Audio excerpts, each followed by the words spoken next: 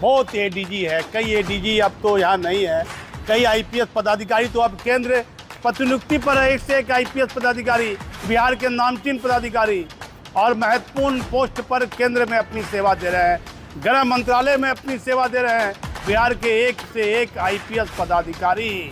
लेकिन आज के दिन एक आईपीएस पदाधिकारी जिसकी सांसें बड़ी कठिन है और उसकी पत्नी उसके लिए जी जान लगाई हुई है अपने पति को लेकर, और हम आज हमारा चैनल उनके बेहतर स्वास्थ्य की कामना करता है, ईश्वर से प्रार्थना करता है कि वह बेहतर स्वस्थ हो जाए और वैशाली एसपी रहे, कैमूर एसपी रहे।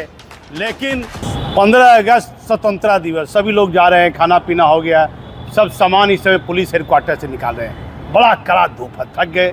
तो ये पुलिस हेडक्वार्टर की ये सीढ़ियाँ हैं, इस पर मैं बैठ गया थकने के बाद, क्योंकि अब जो है पहले जैसा शरीर स्वस्थ नहीं रहा।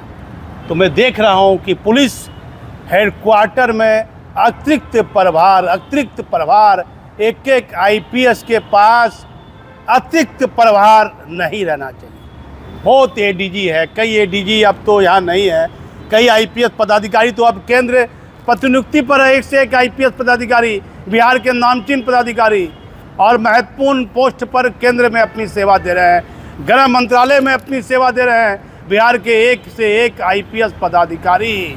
लेकिन आज के दिन एक आईपीएस पदाधिकारी जिसकी सांसें बड़ी कठिन है और उसकी पत्नी उसके लिए जी जान लगाई हुई है अपने पति को लेकर, और हम आज हमारा चैनल उनके बेहतर स्वास्थ्य की कामना करता है, ईश्वर से प्रार्थना करता है कि वह बेहतर स्वस्थ हो जाए और वैशाली एसपी रहे, कैमूर एसपी रहे। लेकिन बहुत कठिन परिस्थिति में है और पुलिस हेडक्वार्टर के कई वरीय पदाधिकारी उनके परिवार के संपर्क में है। कहीं कोई भी ज़रूरत होगी, पुलिस हेडक्वार्टर उनके साथ खड़ा है। पहली बार मैं देख रहा हूँ कि एक आईपीएस पदाधिकारी बहुत बीमार है और ब्रेन ट्यूमर बीमारी है, और कहाँ भर्ती, पहले दिल्ली में था, फिर का चर्चा है कि उनको विदेश ले जाने की बात है। लेकिन कुछ लोग कहते हैं कि विदेश ले जाने की स्थिति में नहीं है।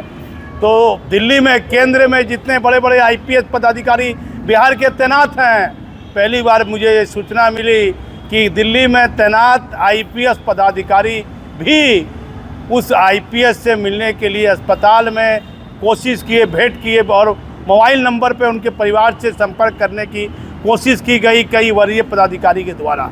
लेकिन कल से लेकर आज से तक में कोई पदाधिकारी से उनके परिवार की बात नहीं हो सकी।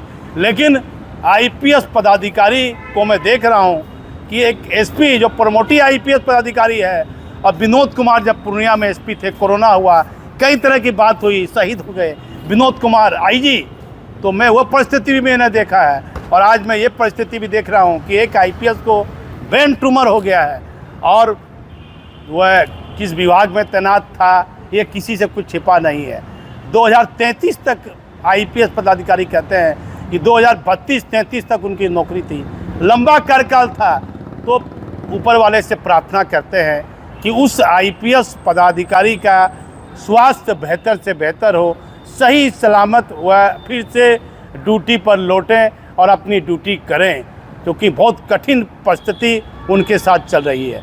तो 15 अगस्त के दिन एक बीमार आईपीएस पदाधिकारी जो ज़िंदगी और मौत के बीच जूझ रहे हैं, हमारा चैनल उनके बेहतर स्वास्थ्य की कामना करता है। मैं से पुलिस हेडक्वार्टर से दीपक नौरंगी।